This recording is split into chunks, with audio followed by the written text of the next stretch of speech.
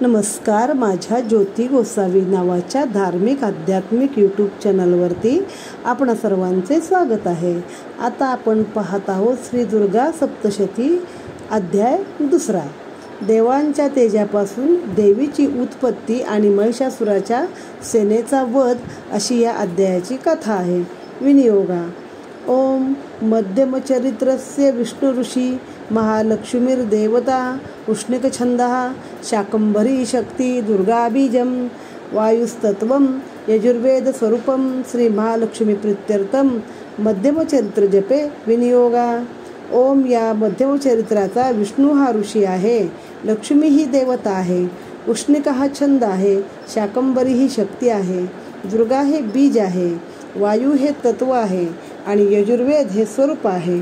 श्री महालक्ष्मीची कृपा व्हावी म्हणून मध्यमचरित्राचा जप पाठ करताना याचा विनियोग करावा. ओम अक्षस्त्रक परशु गदेशु कुलिशम पद्मधनुष्कुंडिका दंडशक्तिमासी च चर्मजलज घंटा सुराभाजनम शूलपाश सुदर्शने च ददति हस्ते प्रसन्नानना सेवे सैरभी वर्धिनी मिहम महालक्ष्मी सरोजस्थिताम. ओम श्री कमळाच्या आसनावर बसलेल्या प्रसन्न वदनाच्या महिषासुरमर्दिनी भगवती महालक्ष्मीची मी भक्ती करतो. तिने आपल्या हातात अक्षमाळा, परशु, बाण, गदा, वज्र, पद्म, धनुष्य, कुंडिका म्हणजे कमंडलू, दंड, शक्ती, खड्ग, ढाल, शंख, घंटा, मधुपात्र, शूल, पाश, चक्र धारण केलेले आहे. ओम ह्रीं ऋषिवाच देवसुरमयुद्धं भूयुद्धं पूर्णमशब्दशतपुरा महिषेसुराणामधीपे देवानाच पुरंदरे देवासुरमभूयुद्धं पूर्णमशब्दशतं पुरा महिषेसुराणमधीपो देवानांच पुरंदरे.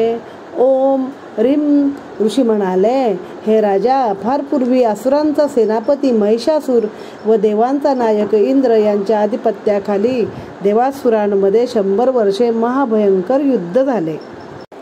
ओम ह्री ऋषी म्हणाले, हे राजा, फार पूर्वी असुरांचा सेनापती महिषासूर आणि देवांचा नायक इंद्र यांच्या आधिपत्याखाली देवासुरामध्ये 100 वर्षे महाभयंकर युद्ध झाले. त्या युद्धात महापराक्रमी दैत्यांकडून देवाचे सैन्य पराजित झाले आणि सर्व देवांना जिंकून तो महिषासूर स्वतः इंद्र झाला. तेव्हा पराजित झालेले देव पद्मोद्भव प्रजापतीला, म्हणजेच जो कमलामधून उद्भव झालेला आहे अशा त्या ब्रह्मदेवाला पुढे करून भगवान शंकर आणि विष्णू जेथे होते तेथे गेले. देवांनी महिषासुराचा पराक्रम आणि आपल्या पराजयाचा संपूर्ण वृत्तांत त्या दोन्ही देवेश्वरांना सविस्तर सांगितला आणि म्हणाले, भगवान, महिषासुराने सूर्य, इंद्र, चंद्र, अग्नी, वायू, यम, वरुण आणि अन्य देवांचे अधिकार बळकावून स्वतःकडे घेतले आहेत. त्या दुष्ट दुरात्म्या महिषासुराने सर्व देवगणांना स्वर्गातून हाकलून दिले आहे आणि ते सर्व देव बिचारे मरते जीवाप्रमाणे पृथ्वीवरती इतरत्र भटकत आहेत. हे भगवान, आम्ही आपणाला देवांचे शत्रू असलेल्या त्या दैत्यांची सर्व दुष्कृत्ये सांगितली आहे. आता आम्ही तुम्हाला शरण आलो आहोत, तरी त्याचा वध करण्याचा काही विचार करावा. याप्रमाणे देवांची बोलणे ऐकून भगवान मधुसूदन, विष्णू आणि शंकर यांना भयंकर संताप आला. क्रोधाने त्यांच्या बिवया वक्र झाल्या, मुखे भयंकर दिसू लागली. आपलं कसं राग आल्यावर चेहरा होतो, तेव्हा क्रोधित झालेल्या चक्रपाणी भगवान विष्णूच्या आणि ब्रह्मदेवाच्या आणि शंकराच्या मुखातून एक महान तेज बाहेर पडले. त्याचवेळी इंद्रादिक देवांच्या शरीरातून महान तेज निघाले. ते सर्व एकरूप झाले.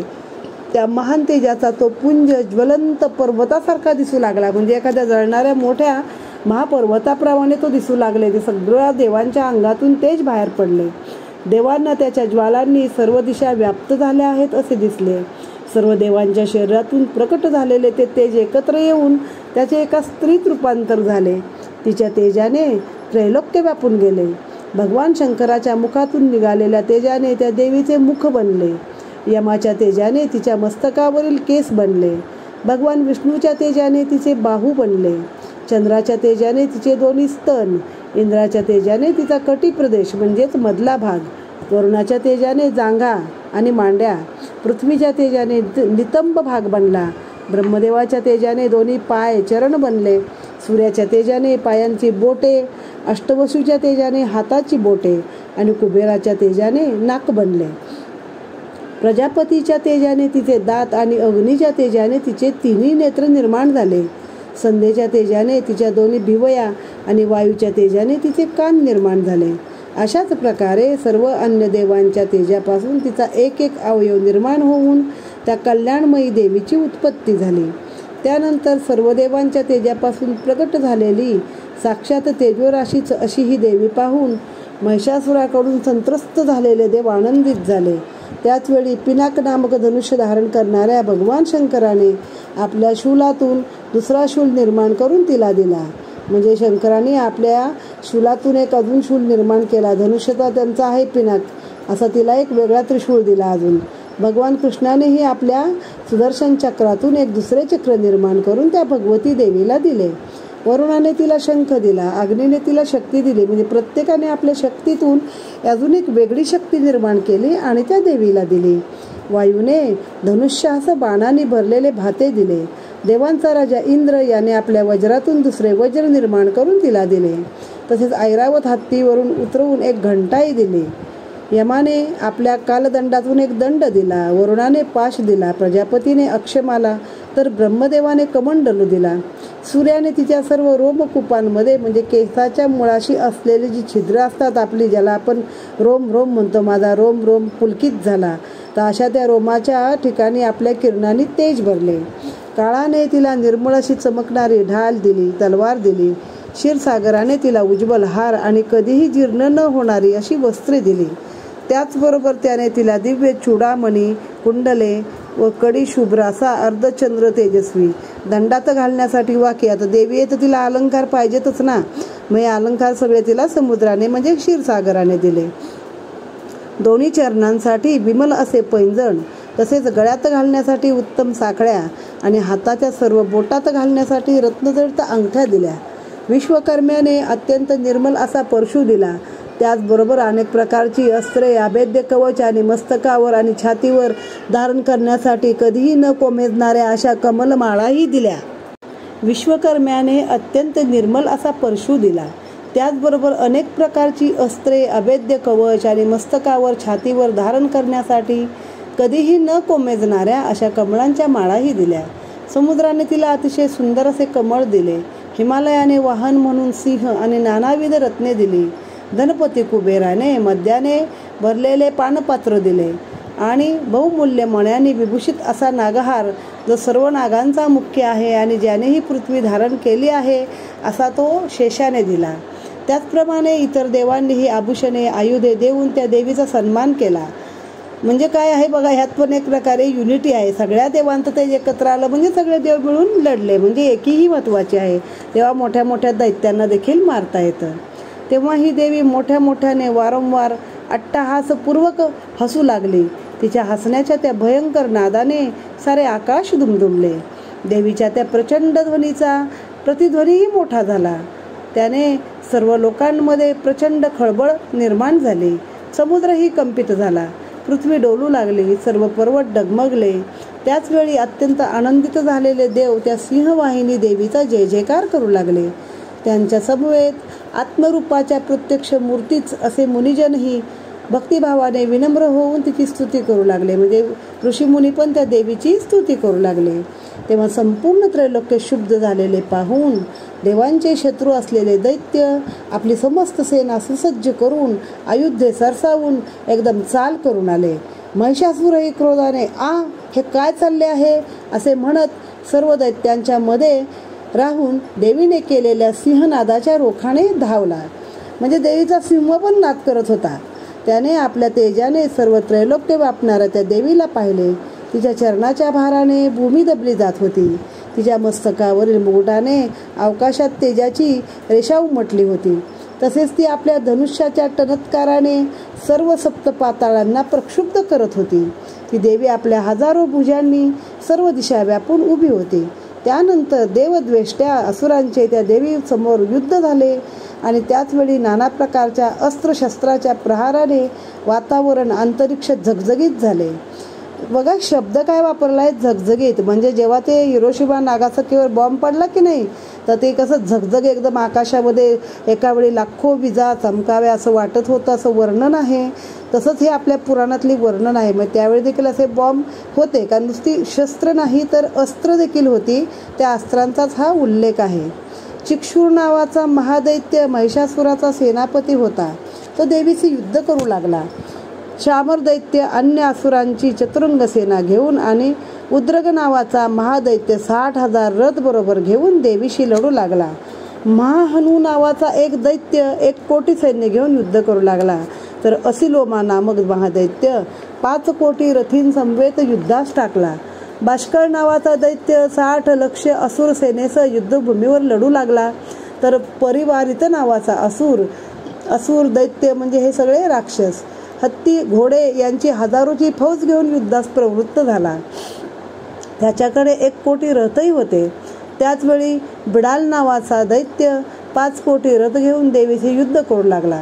तसेच रथाच्या युद्धात परिवारित दैत्य युद्धमग्न असताना सहस्रावधी रथ हत्ती घोड्यासह इतर अनेक दैत्य महादैत्य त्या देवीशी संग्राम करू लागले. म्हणजे बघा एकावेळी हजारो कोटी रथ हत्ती घोडे सगळेजण घेऊन त्या देवीशी एकटीशी लढत होते.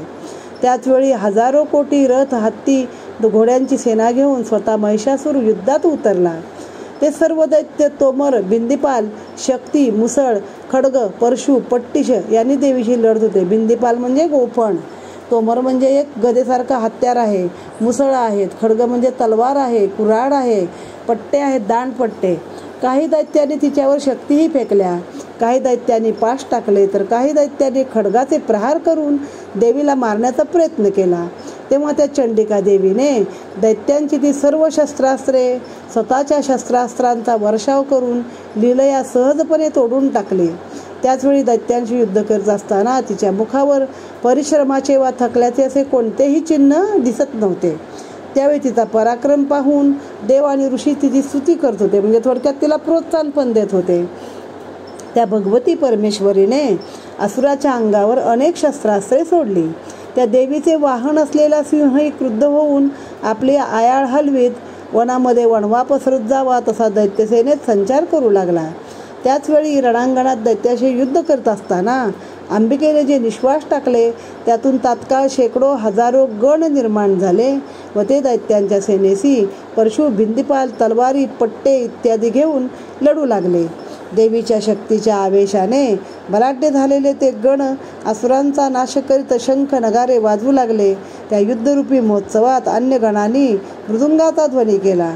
मग आता तिच्या पण निश्वासातून अनेक असे गण तयार झाले. म्हणजे गण म्हणजे एक प्रकारे तिचे अनुयायी. ते अजून हजारो हत्यारं हातामध्ये घेऊन परशु तलवारी भिंदीपाल म्हणजे गोफणी असं घेऊन ते पण जोराजोराने श्वास टाकून युद्ध करू लागले. काही असुर शंख नगारे वाजवू लागले, काहींनी मृदुंगाचा ध्वनी केला, मृदुंग वाजवला. तिचा सिंह देखील इतका क्रुद्ध झाला की आपली आयाळ हलवत जशी वीज इकडून तिकडे क्षणात जाते तसा त्या दैत्यांच्या राक्षसांच्या सैन्यामध्ये तो हे करत होता, काय फिरत होता. त्यावेळी देवीने त्रिशूलाने गदेने आणि शक्तीने मारा करून तसेच खड्ग आदी आयुधांनी शेकडो महादैत्यांचा संहार केला. तिने कित्येक दैत्यांना घंटेच्या भयंकर नादानेच मूर्छित पाडले. कित्येक दैत्यांना पाशबद्ध करून जमिनीवर पाडून खेचले. कित्येकांचे तीक्ष्ण खड्गाने 2 तुकडे केले. तसेच आणखी कित्येक गदेने ठेचून धराशायी केले. त्यावेळी मुसळाच्या तडाख्याने अत्यंत जखमी झालेले कित्येक दैत्य रक्त ओकू लागले. कित्येक दैत्य शूलाघाताने छाती फाटून जमिनीवर पडले, तर कित्येक दैत्य तिच्या शरवर्षावाने रणांगणात मृत्यू पडले. देवांना पीडा देणारे ते दैत्यगण ससाणे जे भूमीवर पडावेत तसे ससाने जसे बाण मारला की पटकन भूमीवरती पडतात तसे हे वेगाने असे मरून खाली पडू लागले, गतप्राण होऊन पडले. कोणाचे हात तुटले, कोणाचे पाय तुटले, कोणाच्या माना तुटल्या, कोणाची मस्तके तुटली, कोणी मधोमध कापले गेले, कोणाच्या मांड्या छिन्न विछिन्न झाल्या, कोणाची कंबर मोडून ते भूमीवर पडले. त्या युद्धात कोणाचा एकच हात राहिला, कोणाचा एकच पाय राहिला, कोणाचा एकच डोळा शिल्लक राहिला, काहींचे देवीने 2 तुकडे केले, काहींची दैत्यमस्तके तुटली तर धडाने उठून पुन्हा युद्ध करू लागले. त्या कबंदाच्या हातातील मुख्य आयुधे तशीच उगारलेले होते. म्हणजे युद्धाचा आवेश चढला की जसं इतिहासामध्ये बाजीप्रभू देशपांड्यांचं वर्णन आहे की ते त्यांचं धड उठून लढत होतं, तद्वत इथं हे मस्तक पडलेले जे दैत्य आहे ते त्यांची धडं उठून, धडाला कबंद म्हणतात, उठून लढाई करत होते. त्या युद्धात काही दैत्यांच्या तुतार्यांच्या लयीत गुंग होऊन नाचत होते. तर खड्ग, शक्ती, वृष्टी आदी आयुधे धारण केलेले काही महादैत्य देवीला थांब थांब असे म्हणत असतानाच त्यांची मस्तके तुटून केवळ धडे उरत होती. ज्या ठिकाणी ते महायुद्ध होत होते तिथे देवीने पाडलेले रथ, हत्ती, घोडे, दैत्यांची कलेवरे यामुळे चालणे फिरणेही अशक्य झाले होते. तेथे दैत्य सैन्यातील हत्ती, घोडे आणि आसुरांच्या शरीरातून झालेल्या प्रचंड रक्तपातामुळे रक्ताचे नदीसारखे पाठच वाहत होते. रक्ताच्या नद्या वाहतील तसा तो शब्दशाही ते झालेला आहे. ज्याप्रमाणे अग्नी गवत आणि लाकडाचा मोठा ढीग नष्ट करतो, अग्नी पेटला की गवत म्हणा, लाकूड म्हणा तसं नष्ट होतं, त्याचप्रमाणे अंबिकेने दैत्यांचे ते विशाल सैन्य क्षणार्धात नष्ट केले. त्यावेळी क्रोधाने आयाळ पिंजारलेला तिचा सिंह दैत्याच्या शरीरातील प्राणच निघून जातील अशी प्रचंड गर्जना करीत होता. त्या रणांगणावर त्या देवीच्या गणांनी महादैत्याबरोबर असे भयंकर युद्ध केले की स्वर्गातील देव संतुष्ट होऊन पुष्पवृष्टी करू लागले. याप्रमाणे मार्कंडेय पुराणातील सावर्णिक मन्वंतरातील देवी महात्म्य कथेतील महिषासुर सैन्यवध नावाचा 2रा अध्याय संपूर्ण झाला. बघा, नुसतं ऐकण्याने आपल्याला किती आवेश चढतो. तर आपले तर ही देवता आहेत सगळे, त्यांच्या प्रत्येकाच्या हातात शस्त्रास्त्र आहेत. कोणीही आपले देव शस्त्रास्त्राशिवाय दिनदुबळे दाखवले नाहीत. यातून आपण बोध घ्यायचा म्हणजे खरोखरी आता शस्त्रसज्ज होण्याची वेळ आली आहे. त्याप्रमाणे आपण देखील आपलं स्वरक्षण केलं पाहिजे. श्री दुर्गा अंबिका माता नमस्तुभ्यं नमस्तुभ्यं नमस्तुभ्यं नमोस्तुते.